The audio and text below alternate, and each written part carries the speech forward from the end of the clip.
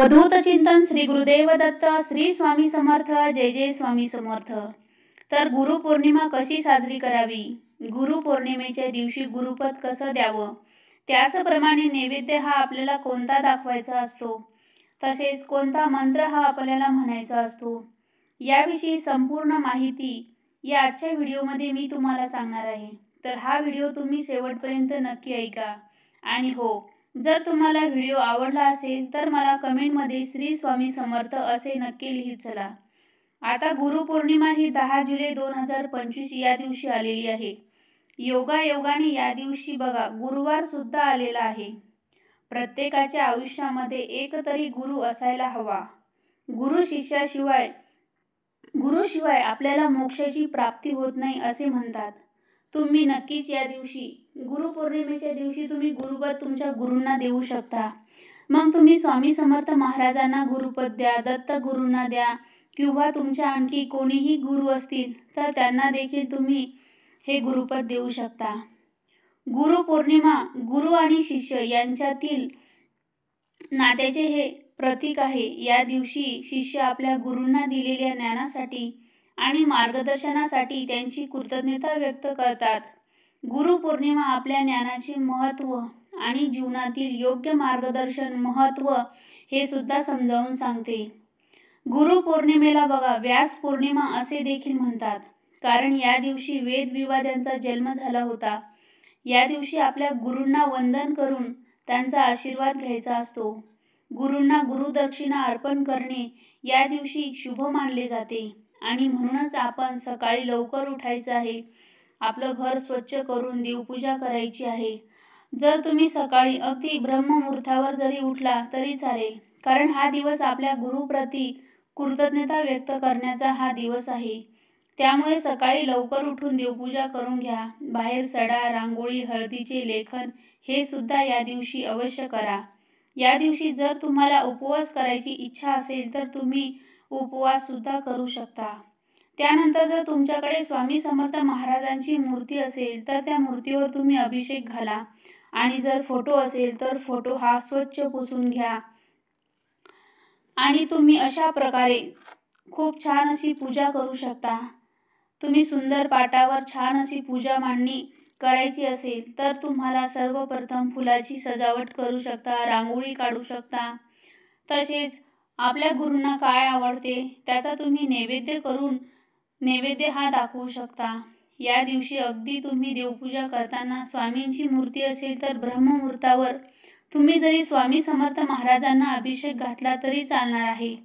ताटात किंवा छोट्याशा प्लेटमध्ये तुम्ही मूर्ती ठेवू शकता आणि मूर्तीवर तुम्हाला अभिषेक घालायचा आहे। मूर्ती ही एका अभिषेक घालत असताना तुम्हाला काही सेवा करायच्या आहेत, त्या म्हणजे गणपती अथर्वशीर्ष सुद्धा तुम्ही म्हणू शकता, श्री सूक्त सुद्धा तुम्ही म्हणू शकता। तुम्हाला जशी होईल तशी आपली साधी भोळी आपण जसा अभिषेक करतो त्याप्रमाणे तुम्हाला मनोभावे हा अभिषेक करून घ्यायचा आहे।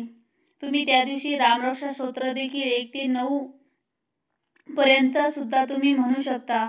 स्वामीच्या मूर्तीवर अभिषेक करायचा आहे आणि यानंतर तुम्हाला स्वामीच्या मूर्तीला स्वच्छ पुसून त्यानंतर एका पाटावर तुम्हाला स्वच्छ कपडा अंथरून घ्यायचा, त्याखाली छान स्वस्तिक रांगोळी काढा, हळदी कुंकू पाटावर स्वच्छ, त्यावर थोडेसे तांदूळ ठेवू शकता। तुम्हाला स्वामींची मूर्ती ठेवायची आहे, स्वामींची मूर्ती किंवा फोटो असेल तर फोटो सुद्धा तो पुसून घ्यायचा आहे आणि मग तुम्हाला तो फोटो ठेवायचा आहे। स्वामीच्या मूर्तीला तुम्ही छान असा हार घाला, फोटोला सुद्धा हार घालू शकता। सुंदर कपडे सुद्धा मिळतात आणि हे सुद्धा तुम्ही पोषक जे आहे मिळालेले पोशाख ते सुद्धा तुम्ही स्वामींना परिधान करू शकता। तसेच अलंकार सुद्धा तुम्ही तुमच्याकडे असतील तर ते सुद्धा स्वामींना घालू शकता। तर या पद्धतीने आपले साध्या सोप्या पद्धतीने घरच्या घरी जी आपल्याला पूजा मांडणी करायची आहे, एक दिवा तुम्ही प्रज्वलित करून घ्या। नंतर एका तांब्यामध्ये थोडंसं तुम्हाला पाणी ठेवायचं आहे, वाटीमध्ये खडीसाखर ठेवायचं, प्रसाद ठेवायचा आहे आणि यामध्ये आपल्याला खडीसाखरेचा प्रसाद ठेवणे महत्त्वाचे आहे। तसेच फळे, दूध, साखर तुमच्या यथाशक्तीने तुम्ही एका वाटीमध्ये जो प्रसाद करता तो तुम्ही स्वामींसमोर तुम्ही नैवेद्य हा दाखवायचा असतो। आपल्याला दिवा प्रज्वलित करून तुम्हाला घ्यायचा आहे आणि त्याच नंतर आपल्याला आवर्जून आपल्या हाताने जे काही आपण बनवलेलं असतं, जे काही आपल्या गुरूंना आवडतं, तर स्वामी महाराजांना बेसनाचे लाडू आवडतात, तर त्यांना तुम्ही बेसनाचे लाडूचा नैवेद्यसुद्धा दाखवू शकता. ते त्यांना अतिशय प्रिय आहेत आणि आपण जर आपल्या स्वतःच्या हाताने बनवून या दिवशी त्यांना नैवेद्य हा दाखवू शकतो. त्याचप्रमाणे तुम्ही जर मोतीचूरचे लाडू, बुंदीचे लाडू यांचा देखील नैवेद्य दाखवू शकता. परंतु आपल्या स्वामींना बेसनाचे लाडू हे अतिशय प्रिय आहे असे म्हणतात. जर का तुम्ही आपल्या गुरूंना आपल्या हाताने लाडू वळून याचा नैवेद्य दाखवला तर आपल्या हातात असलेले दुर्भाग्याच्या रेषा देखील ह्या नष्ट होतात. इतकी ताकद आपल्या गुरूमध्ये असते, आपल्या भक्तीमध्ये असते. त्यामुळे त्यांना त्यांच्या आवडीचा नैवेद्य दाखवावा. यानंतर आपल्या महाराजांची आपल्याला आरती करायची आहे. त्या दिवशी स्वामींना आपल्याला वरण भात, गोडाचा एखादा पदार्थ, चपाती, भाजी, तसेच आपण पुरणपोळीचा सुद्धा नैवेद्य हा दाखवू शकतो. या दिवशी आपल्याला गुरुपौर्णिमा असल्यामुळे आपण आवर्जून पुरणपोळी ही करत असतो. तर पुरणपोळीचा नैवेद्य आपल्या स्वामी महाराजांना दाखवायचा आहे. तसेच महाराजांना कांदी भजी हे सुद्धा खूप आवडतात आणि त्यांना अतिशय प्रिय आहेत. मग कांदा भजी या दिवशी तुम्ही आवर्जून करू शकता नैवेद्यासाठी.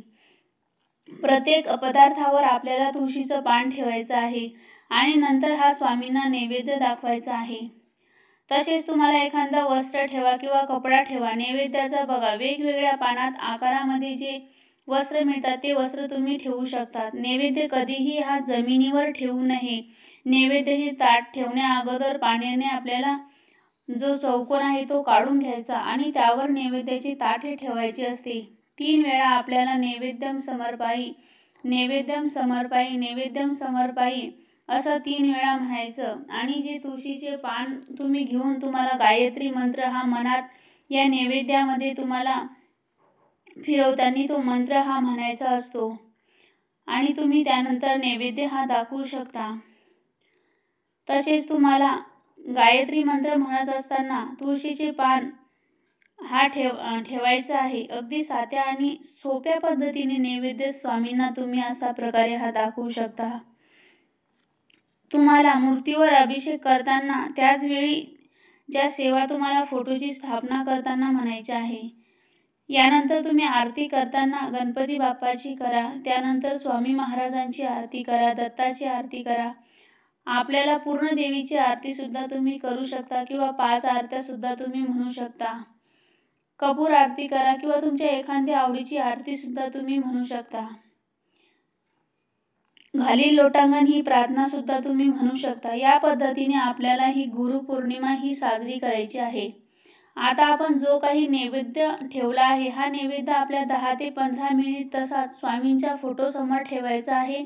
नैवेद्य आपल्याला लगेच उचलायचा नाही. तुम्ही तो थोड्या वेळाने झाकून ठेवू शकता आणि जेवण करताना हा नैवेद्य घरातील सर्वांना तुम्ही प्रसाद म्हणून ग्रहण करायचा आहे. यानंतर या दिवशी काही ज्या सेवा करणं आहे ते सुद्धा गरजेचं आहे. बघा, गुरुपौर्णिमा असल्यामुळे आपण आपल्या गुरुसाठी काहीतरी देणे लागत असतो. या दिवशी आपल्याला आवर्जून या सेवा करायच्या आहे. तुम्ही या सेवा दिवसभरात केव्हाही करू शकता. फक्त दुपारी 12 ते 12:30 या वेळेत तुम्हाला ह्या सेवा ज्या आहेत त्या करायच्या नाहीत. स्वामी चरित्र सारामृत या ग्रंथाचे एक पारायण सुद्धा तुम्ही या दिवशी करू शकता. गुरुपौर्णिमेच्या दिवशी आपल्याला गुरुसाठी सेवा करणे म्हणजे 100% न विसरता ह्या करायच्याच आहे. त्यानंतर तुम्ही श्री स्वामी समर्थ मंत्राचा 11 वेळा हा जप सुद्धा करू शकता. तारक मंत्र तुम्ही 11 वेळा म्हणू शकता. या व्यतिरिक्त तुम्ही जी काही सेवा करू शकता म्हणजे मठामध्ये स्वामी स्तवन पठण करणे, गुरुचरित्र अवतरणिकाचं पठण करणे, त्याचप्रमाणे स्वामी चरित्र अवतरणिका पठण करणे, ह्या सेवा देखील तुम्ही या दिवशी करू शकता. त्यानंतर तुम्ही या दिवसापासून तुम्ही गुरुचरित्रातील 14वा अध्याय किंवा 18वा अध्याय आहे त्याचे सुद्धा तुम्ही पठण करायला सुरुवात करू शकता. गुरुपौर्णिमेच्या दिवशी आपल्या गुरूंना गुरुपद द्यायचं असतं. दरवर्षी आपण गुरूंना गुरुपदे द्यायचं. त्यामुळे या दिवशी आपण गुरुपद हे आपल्या घरी देखील घेऊ शकतो. स्वामी समर्थांच्या महाराजांच्या केंद्रात जाऊन देखील किंवा ग्रुपवर आपण देऊ शकतो. तुम्हाला जर टाईम असेल तर तुम्ही या दिवशी स्वामी समर्थ महाराजांच्या केंद्रात अवश्य दर्शनाला जा आणि त्या ठिकाणी गुरुपद घेण्याचे काम चालू असतं। त्या दिवशी तुम्हाला केंद्रामध्ये जायचं आहे, एक नारळ घ्यायचा आहे, खडी साखर घ्यायची आहे, एक तुम्हाला गुलाबाचं फूल घ्यायचं आहे, तुम्हाला स्वामींच्या फोटोसमोर मूर्तीसमोर बसायचं आहे, कपाळाला हळद कुंकू लावून घ्या किंवा तसेच आपल्याला दिवा सुद्धा प्रज्वलित करून घ्यायचा आहे आणि शक्य झाल्यास एक दिवस तुम्ही गाईच्या तुपाचा जो दिवा आहे तो प्रज्वलित करून घ्या। यानंतर आपल्याला गुरुपद घ्यायचं असतं। हा नारळ आपल्या दोन्ही हातात धरायचा आहे आणि स्वामींच्या मूर्ती किंवा फोटो समोर आपल्याला धरायचा असतो। स्वामींच्या आपल्याला नारळ हा स्वामींसमोर ठेवायचा। त्यानंतर स्वामी समर्थ महाराजांना नमस्कार आणि मुजरा करायचा आणि गुरु शिष्यामध्ये जे नातं आहे ते आपल्याला बोलायचं आहे। स्वामी समर्थ महाराज, आज मी तुम्हाला गुरुपद देत आहोत किंवा देत आहे। आज मी माझे गुरु तुम्हाला बनवत आहे। मी तुमचा आजपासून शिष्य झालो आहोत। माझ्यावर तुमची कृपा अखंड असू द्या। माझ्याकडे तुमची जास्तीत जास्त माझ्याकडून तुमची सेवा करून घ्या की तुमच्या गुरूंना हे तुम्हाला असं सांगायचं आहे, ही सेवा मी रोज करत जाईल, नित्यसेवा करत जाईल। मला योग्य तुम्ही मार्ग दाखवा। माझ्याकडून तुमची जास्तीत जास्त सेवा करून घ्या। या पद्धतीनं आपण आपल्याला जसं जमतं जसं आपण आपल्याला मनामध्ये आपल्याला हे बोलायचं आहे। तुमच्या काही अडचणी असतील तर त्या अडचणीसुद्धा दूर होतो आणि तुमच्यावर कोणतेही संकट येणार नाही, येऊ देऊ नका अशी स्वामी समर्थ महाराजांना प्रार्थना तुम्हाला करायची आहे। तुम्हाला अशा पद्धतीने बोलून स्वामींना गुरुपद गुरुपद घ्यायचं आहे आणि त्यांना परत गुरुपद द्यायचं आहे आणि ते स्वतः गुरुपद घ्यायचं आहे। ते बसलेले जिथं केंद्रामध्ये कोणी काका असतील ते सुद्धा तुम्हाला सांगू शकतात।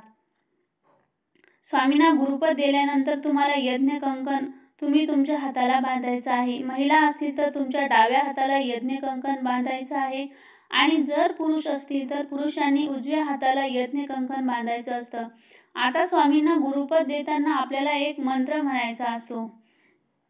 तुम्हाला उजव्या हातामध्ये पाणी घ्यायचं आहे आणि हा मंत्र आहे तो बोलायचा आहे। तर बघा, हा मंत्र तुम्हाला असा बोलायचा आहे, तुम्ही मंत्र असा म्हणू शकता, अकाल अधिकारी हरमान सर्व व्याधी विनाशाय सदर श्री स्वामी समर्थ महाराज पादोदक तीर्थ जठरे धामैध शिरसाधरम। अशा प्रकारे हा मंत्र आहे तो तुम्हाला म्हणायचा आहे। तुम्ही हा मंत्र म्हणू शकता। त्यानंतर तुम्हाला मंत्र म्हणून झाल्यावर हे तीर्थ जे आहे जे तुम्हाला प्राशन करायचं आहे आणि हा मंत्र गुरुपद देताना सर्वांनाच म्हणायचा असतो। या मंत्राचे तुम्हाला आवर्जून हे पठण करून घ्यायचे आहे किंवा बोलायचं आहे। स्वामीचरित्र सारामृत असू द्या किंवा गुरुचरित्र पारायणातील ग्रंथ असू द्या किंवा इतर ग्रंथ असतील, या दिवशी तुम्हाला ज्या काही ग्रंथ तुमच्या घरामध्ये असतील ते एका पाटावर मांडायचे किंवा चौरंगावर मांडून तुम्ही या सर्वांची या दिवशी पूजा करायची असते। त्यानंतर यज्ञ जे आहे कंकण बांधताना आपल्याला एक पंचरथी धागा सुद्धा घ्यायचा असतो। स्वामी समर्थ महाराजांच्या केंद्रात हा धागा असतो आणि तो तुम्हाला मिळून जातो।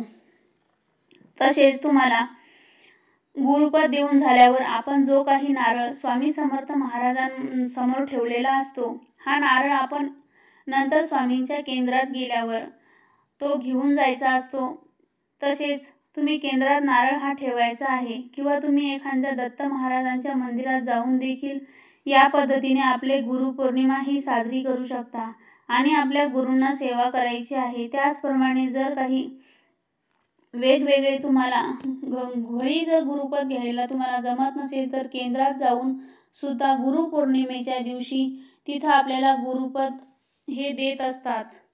तिथंच केंद्रात तुम्हाला नारळ मिळतं आणि तिथं जे काही मावशी कोणी काका असतील तर ते तुम्हाला गुरुपद कसं घ्यायचं याबद्दलची सुद्धा माहिती ही केंद्रामध्ये प्रत्येक स्वामी समर्थ महाराजांच्या केंद्रामध्ये ही माहिती ते सांगत असतात। तर तुम्ही त्या दिवशी अवश्य केंद्रामध्ये जा, स्वामी समर्थ महाराजांचे दर्शन घ्या आणि तुम्ही गुरुपद हे त्या दिवशी घेऊ शकता। अशा प्रकारे तुम्हाला जी काही साधी भोळी जी सेवा होईल ती तुम्ही गुरुपौर्णिमेच्या दिवशी शक्य झाल्यास अवश्य करा. कारण गुरु कधीच म्हणत नाही की माझी बळजबरी करा. आपल्या सोयीच्छेने आपण जी सेवा करू तीच स्वामींना मान्य असते. बळजबरी सेवा केल्याने किंवा कोणी सांगितल्याने सेवा केली तर ही सेवा कधीही सफल होत नाही. शेवटी आपलं मन झालं पाहिजे सेवा करण्याचं, तरच ती सेवा ही सार्थकी ठरते. तर तुम्हाला आजच्या व्हिडिओची माहिती कशी वाटली हे मला कमेंटमध्ये नक्की सांगा आणि तुम्हाला गुरुपौर्णिमेविषयी सगळी माहिती मिळाली असेल अशी आशा करते. श्री स्वामी समर्थ. जय जय स्वामी समर्थ. धन्यवाद. भेटूया एका नवीन व्हिडिओ सहित.